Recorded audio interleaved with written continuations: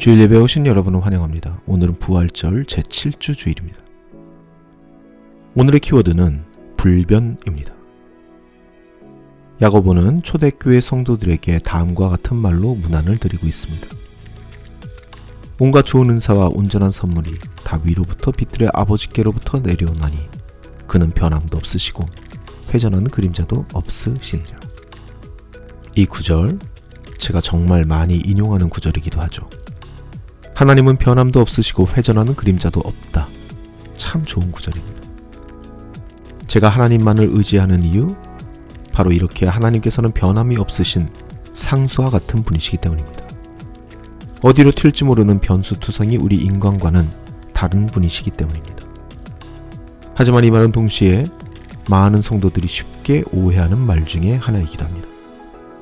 하나님께서는 변함이 없는 분이다 이렇게 말하면 많은 분들이 이렇게 생각하죠.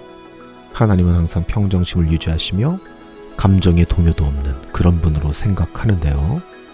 그래서 고통스러워도 그 고통스러움을 내색하지 않고 깊은 슬픔에 처해도 그 슬픔을 잘 매니지하고 화가 나도 그 분노를 터뜨리지 않으시는, 환경과 감정에 지배되지 않고 항상 인자한 미소만 짓고 있는 그런 강철 같은 존재 말이죠. 하지만 성경에서 기록하고 있는 변함없는 하나님이란 그런 돌부처같이 웃고 있는 그런 하나님이 아니십니다. 그의 변함없음은 평정심으로 말할 수 있는 그러한 변함없음이 아닙니다. 오늘 예배의 시간 우리는 그 평정심과는 전혀 다른 차원의 변함없는 하나님에 대해 이야기하며 우리가 가지고 있는 편견 하나를 풀어볼 수 있는 시간을 가져보려 합니다. 다 같이 기도하시겠습니다. 우리의 삶을 주관하시는 하나님 아버지, 오늘도 같은 시간에 이렇게 모여 같은 하나님을 바라보는 자리를 마련해 주시니 감사드립니다. 주님께서 마련하신 예배의 자리, 우리가 지금 누구 앞에 서 있는지 가슴에 새기는 시간이 되기를 소망합니다. 주 앞에 선 우리, 고단했던 삶의 자리가 새로운 희망으로 가득 차는 시간 되게 하여 주시고, 선포되는 말씀 속에서 우리가 힘있고 살아갈 수 있는 진리를 드리워 주옵소서. 오늘 바치는 이 예물에도 축복하여 주시고 이 예물이 이웃을 사랑하고 섬기는데 온전히 사용되게 하여 주옵소서. 우리를 죽기까지 사랑하신 예수님의 이름으로 기도드립니다. 아멘.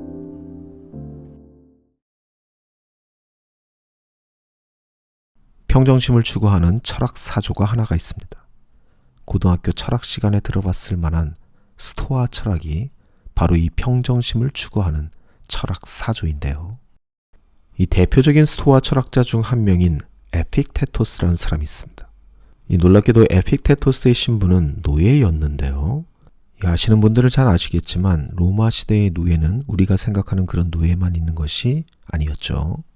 노예 출신으로 주인의 재산을 관리하는 집사도 있었고 주인집 자녀들을 가르치는 선생도 있었습니다. 심지어 정치적인 조언을 할 정도로 유력한 노예들도 있었죠. 에픽테토스는 노예였지만 스토아 철학자로 단 한 번도 화를 내지 않고 감정의 동요도 없는 그런 사람으로 유명했었습니다. 그런데 그런 에픽테토스를 그의 주인은 늘 탐탁치 않게 여겼는데요. 한 번은 그의 주인이 에픽테토스를 도발하면서 그의 발을 비틀었다고 하죠. 그런데 에픽테토스는 이렇게 말했다고 합니다. 주인님, 그러다가 발 부러집니다. 이 말을 듣고 그의 주인은 더 화가 나서 더욱 심하게 힘을 주어 그의 발을 비틀었는데, 그러다가 결국 정말로 에픽테토스의 발이 부러지게 되어버린 겁니다. 그랬더니 에픽테토스가 이렇게 말을 했다고 하죠. 거 보십시오, 주인님. 발이 부러진다고 하지 않았습니까? 라고 말이죠. 정말 돌부처도 이런 돌부처가 없죠. 스토아 철학이 추구하는 평정심, 그리스어로 아파테이아라는 것은 이렇게 외부의 어떤 환경에도 영향을 받지 않는 극단의 평정심이었습니다. 바로 이 지점이 스토아 학파의 지향점이었다는 것이죠. 그래서 기원전 3세기부터 엄청난 인기를 끈 철학 사조 중 하나였습니다. 신약 성서에서도 이 스토아 철학자들이 등장하는 장면이 나옵니다. 사도행전 17장 말씀이죠. 그리고 몇몇 에피쿠로스 학파와 스토아 학파의 철학자들도 바울과 논쟁하였는데 그 가운데서 몇몇은 이 말쟁이가 도대체 무슨 소리를 하려는 것인가 하고 말하는가 하면 또 몇몇은 그는 외국의 낯선 신을 선전하는 사람인 것 같다 하고 말하기도 하였다. 그것은 바울이 예수를 전하고 부활을 전하기 때문이었다. 사도행전 저자인 누가는 바울이 스토아파 철학자들과 논쟁을 했다고 기록하고 있습니다. 그렇다면 바울과 그들은 도대체 무엇을 가지고 논쟁을 했을까요? 바울과 그들은 하나님, 그리고 인간의 본성, 구원과 같은 근본적인 문제에 대해 논쟁했을 겁니다. 그들의 철학적 기반이었던 스토아주의의 아파테이아적 인간 이해, 그것은 분명히 바울이 전한 복음 속 인간 이해와는 큰 차이가 있었을 겁니다. 왜냐하면 우리 크리스찬이티는 평정심을 추구하는 종교가 아니기 때문입니다. 그런데 이렇게 생각하시는 분들이 있을 겁니다. 아니, 우리 크리스찬들이 추구하는 것도 평정심 아닌가? 그 마음의 평안을 우리도 추구하지 않는가? 그러니까 죽음도 두려워하지 않고 그 죽음 앞에서 의연한 것이 아닌가? 라고 생각하시는 분들이 있을 겁니다. 하지만 실제로 성경은 전혀 다르게 말하고 있습니다. 다윗은 사울과 압살롬 등 그의 원수들의 공격에 두려워하고 흔들렸습니다.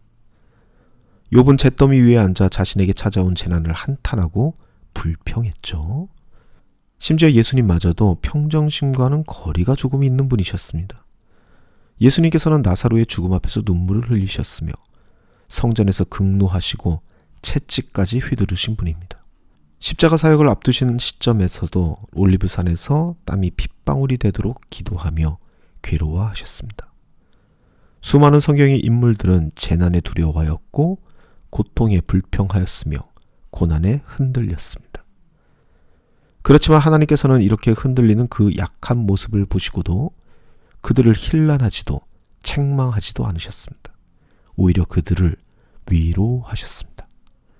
왜냐하면 우리 크리스찬이티의 지향점은 평정심, 그 아파테이아에 있지 않기 때문입니다.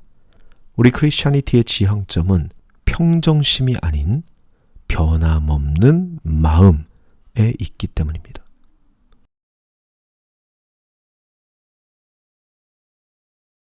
아니, 목사님, 평정심과 변함없는 마음이 뭐가 다른 겁니까? 이거 같은 말이잖아요. 이렇게 말씀하실 분들이 있을 것 같습니다. 그렇죠. 그렇게 생각할 수 있습니다. 얼핏 생각하면 충분히 그렇게 생각할 수 있죠. 하지만 크리스찬이티에서 말하는 변함없는 마음은 평정심과는 다릅니다. 어떤 상황에서도 전혀 미동이 없는 그런 마음이 아닙니다. 바로 오늘 본문이 그 크리스찬이티에서 말하는 변함없는 마음을 이야기하고 있습니다. 로마서 12장 말씀입니다. 기뻐하는 사람들과 함께 기뻐하고 우는 사람들과 함께 우십시오. 여러분, 과연 평정심을 추구하는 사람들이, 그 감정을 읽을 수 없는 돌부처 같은 사람들이 과연 기뻐하는 사람들과 함께 기뻐할 수 있을까요? 우는 사람들과 함께 울 수 있을까요? 힘들겠죠? 돌부처니까 항상 똑같은 표정만 짓고 있겠죠. 어떤 상황에서도 평정심을 찾아야 하니까 말이죠. 하지만 기독교의 변함없는 마음은 기뻐하는 사람들이 있으면 함께 기뻐해주고 우는 사람들이 있으면 함께 울어주는 마음입니다. 다시 한번 말합니다. 기독교의 변함없는 마음은 기뻐하는 사람을 보면 언제나 함께 기뻐하고 우는 사람을 보면 언제나 함께 울어주는 마음입니다. 그렇게 변하지 않는 마음입니다. 기뻐하는 사람을 봐도 질투하지 않고 우는 사람을 봐도 저 사람이 왜 우는지 판단하지 않는 그런 변함없는 마음입니다. 항상 변함없이 기쁨이 인풋이 되면 기쁨으로 아웃풋을 내고 슬픔이 인풋이 되면 슬픔으로 아웃풋을 내는 사람들이 바로 우리 크리스찬이티, 기독교의 지향점입니다. 제가 하나님을 믿고 의지하는 이유가 그가 상수이기 때문에 그를 믿고 의지한다 말씀드렸습니다. 상수처럼 변하지 않는 분이기 때문에 좋아한다고 말씀드렸습니다. 내가 특정한 인풋을 넣으면 어떠한 아웃풋이 나올지 예측이 가능하신 분이기 때문에 저는 하나님을 믿습니다. 내일의 태양은 동쪽에서 뜰 것이고 물은 언제나 아래쪽으로 흐를 것을 알기 때문에 하나님의 법칙 안에서 우리는 무엇인가가 변할까봐 걱정할 일이 없습니다. 옛날 사람들은 태풍이 오고 비바람이 몰아치고 가뭄이 오면 그게 신의 변덕이라 생각했지만 이제는 우리는 알고 있습니다. 과학기술이 발전하면서 그것은 신의 변덕이 아닌 항상 상수와 같이 움직이는 이 세상의 물리법칙에 의한 것을 말이죠. 아직 인간의 과학이 완전하지 못하여 예측하기 힘든 부분도 있지만 우리가 부족하여서 예측하지 못할 뿐 하나님께서 지으신 이 세상은 언제나 한결같습니다. 결국은 예측이 가능하게 될 겁니다. 하지만 평정심을 가진 사람들을 봅시다.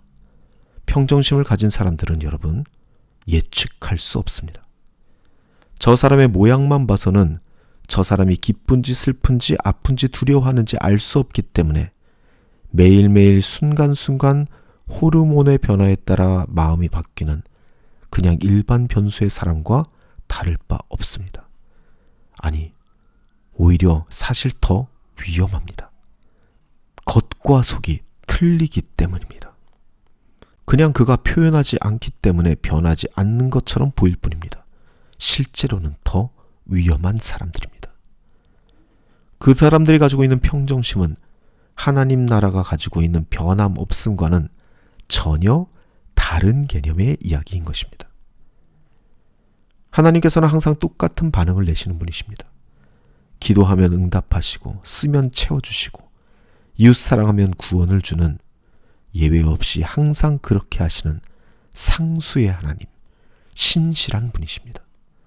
평정심과는 차원이 다른 변함 없음입니다.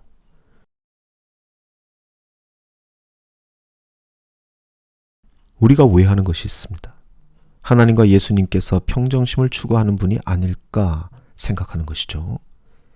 어떠한 상황에도 변함없이 똑같은 모습과 태도를 유지하는 그런 분이라 생각하는 것이 아닐까 하는 것이죠. 그렇게 생각했던 사람이 성경에도 나옵니다. 우리가 잘 알고 있는 달란트 비유에서 등장합니다. 마태복음 25장 24절 말씀입니다. 그러나 한 달란트를 받은 사람은 나와서 주인님, 나는 주인이 굳은 분이라 심지 않은 데서 거두시고 뿌리지 않는 데서 모으시는 줄로 알고. 한 달란트 받은 사람이 이렇게 말합니다. 주인님, 나는 주인이 굳은 분인 줄 알았습니다. 상황에 따라서 유연하게 이리저리 반응을 보이는 분이 아니라 상황과는 상관없이 변함없는 분, 굳게 계시는 그런 분인 줄 알았습니다. 이렇게 말하고 있는 겁니다.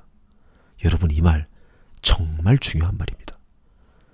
지금의 교회는 하나님을 굳은 분으로 보고 있는 것이 아닙니까? 그래서 교회가 그렇게 경직되어 있는 것이 아닙니까? 시대를 품지 못하고 꼿꼿하게 서서 자신만의 원칙을 지키고 교리를 수호하며 그렇게 서 있지 않나, 저는 그렇게 생각합니다.